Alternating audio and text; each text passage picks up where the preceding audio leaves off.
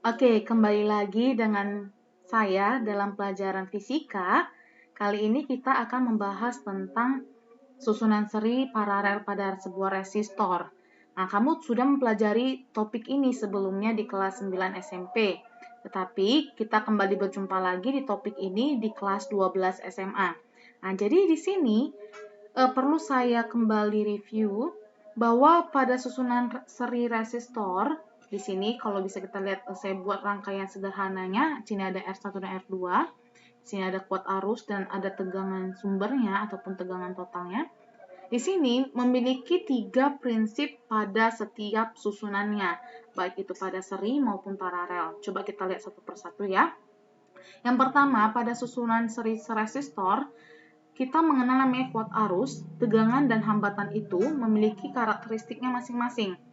Jika pada susunan seri, pada kuat arus yang mengalir pada resistor 1, kuat arus yang mengalir pada resistor 1 maupun kuat arus pada mengalir pada resistor 2, itu ternyata sama. Sesuai dengan hukum Kirchhoff yang pertama. Oke, yang dimana bunyi hukum Kirchhoff pertama itu adalah pada rangkaian listrik yang bercabang, yang nanti jumlah kuat arus yang masuk pada suatu titik cabang sama dengan jumlah kuat arus yang keluar pada sebuah titik cabang itu. Nah, jadi sini meskipun tidak ada titik cabang, sehingga ketika dia masuk di R1, kemudian dia akan keluar lagi ke R2, menuju R2, sehingga nanti kuat arusnya itu sama. Sehingga I1 dan I2 itu sama dengan I totalnya. Nah, bagaimana dengan sumber tegangannya ataupun beda potensialnya? Ternyata beda potensial pada rangkaian seri, susunan seri resistor itu ternyata tegangan di resistor 1 dan tegangan di resistor 2 itu berbeda. Sehingga kalau kita totalkan dari tegangan 1 dan tegangan 2 itu menghasilkan tegangan totalnya. Oke, F totalnya. Nah, bagaimana dengan rumus dari untuk mencari R total ataupun R gabungan dari resistor 1 dan R resistor 2-nya? Ternyata R1 tambah R2 ada tambah Rn selanjutnya jika nanti resistornya lebih dari 2. Oke, saya rasa di sini masih jelas ya. Kemudian kita masuk pada susunan paralel resistor. Oke, sampai terbelit lidah saya. Oke, pada susunan paralel resistor sini lihat ini adalah contoh sederhananya. Oke, kenapa ini disebut dengan paralel? Karena di sini ada titik percabangannya. Di sini saya anggap ini titik percabangannya, di mana I total itu mengalir ketika jumpa titik percabangan ini menjadi sebuah I1 untuk resistor 1, I2 untuk resistor 2. Oke, kita lihat ketiga karakteristik yang tadi seperti pada di susunan seri juga. Pada kuat arus, ternyata pada rangkaian paralel itu sesuai dengan hukum Kirchhoff pertama, itu berbeda. Di mana I1 dan I2 itu berbeda tergantung dengan besarnya hambatan dari sebuah resistor itu. Oke, sehingga nanti I total ini merupakan gabungan dari R1, I total sini merupakan gabungan dari I1 dan ditambah dengan I2. Nanti dia akan lanjut terus ya, jika ini rangkaian tertutup. Oke, kemudian bagaimana tegangannya? Ternyata tegangan, oke di sini saya buat dulu. Oke, mana kursor saya nih? Oke, di sini tegangannya. Oke, ternyata tegangan di sini, tegangan total dengan tegangan R1 dan tegangan pada resistor 2 ini ternyata sama. Ternyata sama, sehingga nanti saya buat V1, V2 itu sama dengan V total. Bagaimana dengan rumus mencari R totalnya atau R pengganti atau resistansinya? Berarti 1 per R1 tambah 1 per R2 tambah dengan dan Rn selanjutnya jika nanti resistornya itu di rangkai paralelnya cukup banyak. Oke, mengenai ini saya rasa harus kamu ingat dan betul-betul kamu pahami jika nanti kita menyelesaikan sebuah penyelesaian soal pada sebuah nanti ada soalnya. Oke, di sini saya buat mencari hambatan. Oke, saya geser dulu. Nah, di sini sudah saya buat contoh soal. Di sini ada sebuah rangkaian yang memiliki beberapa resistor 1, 2, 3, 4, 5, 6, 7, 8, 9, 10. Oke, ada 10 resistor di sini. Berdasarkan gambar rangkaian berikut, tentukan hambatan listrik antara titik A dan titik B. Kemudian tentukan hambatan listrik antara titik A dan D. Oke, kita kerjakan dulu yang A. Yang A di sini Ingatlah, kuat arus itu mengalir pada rangkaian yang tertutup. Rangkaian tertutup. Berarti kalau lintahnya adalah yang A dulu, kita selesaikan dulu ya. Jika lintahnya adalah dari titik A ke B, berarti arus itu mengalir ke sini. Oke, mengalir ke sini, ke sini, ke sini. Berarti seperti ini ya. Oke. Ini.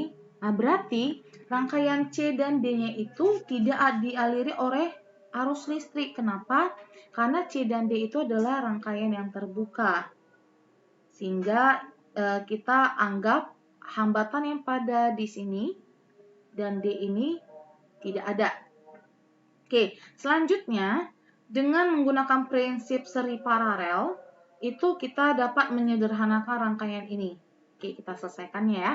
Oke, di sini kalau kita anggap 3 dan 3 ini tidak ada, sehingga 3 pada resistor ini, dan ini, oke kebanyakan ininya ya. Oke, ada 5 resistor ini merupakan rangkaian seri. Karena ketika arus mengalir ke sini, melanjut ke sini terus, itu tidak ada titik cabangnya.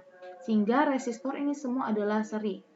Kalau saya buat penamaannya ini adalah R1, oke ini R2, ini R3, R4, oke sini R5, R6, R7, R7, R8, dan ini R9 dan R10.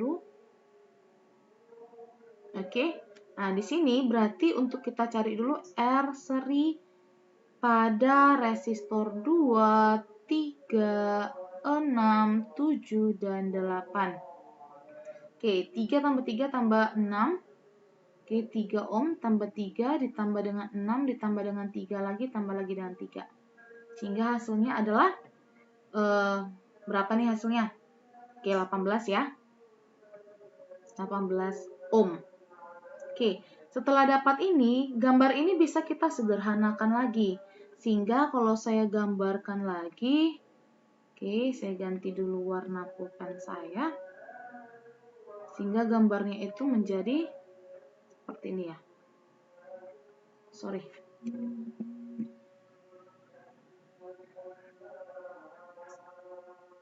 Oke, seperti ini. Oke, ini adalah R seri yang kita cari tadi. Ini adalah R1-nya. Ini R10. Yang ini adalah R9-nya. Oke, berarti kalau kita lihat dari sini, oke, saya buat dulu titiknya. Ini titik A, ini titik B. Oke, ternyata setelah kita lihat, ini merupakan rangkaian paralel antara R seri dengan R9 itu adalah paralel. Sehingga kita menggunakan rumus paralel tadi.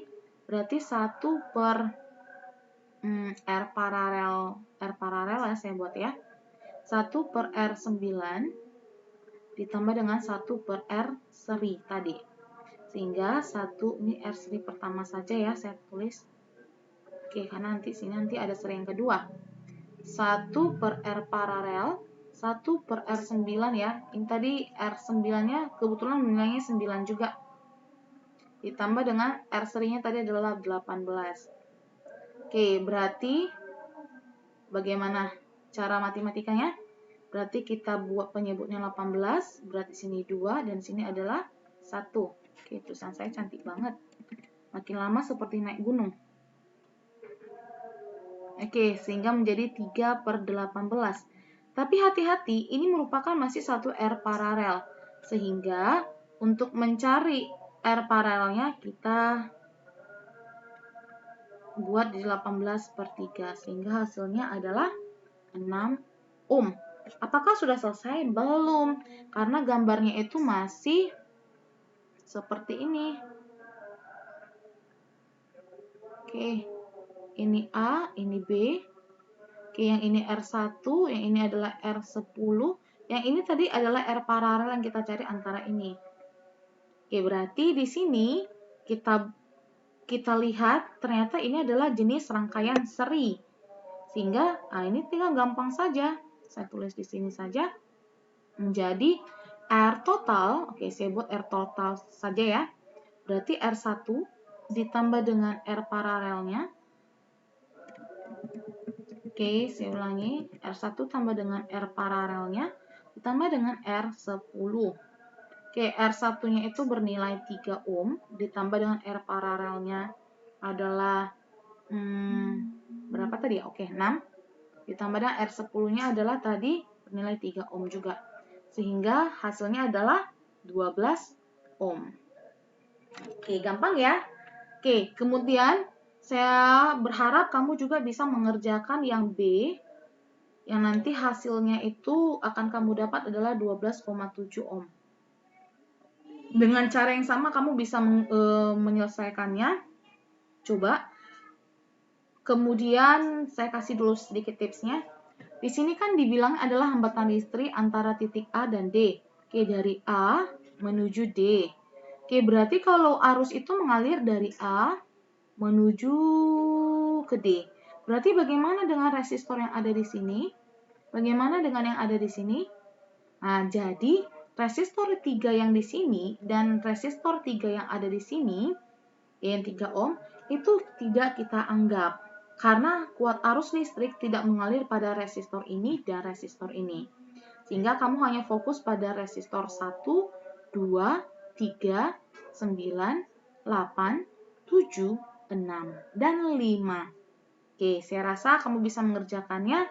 Kamu coba, karena fisika itu tidak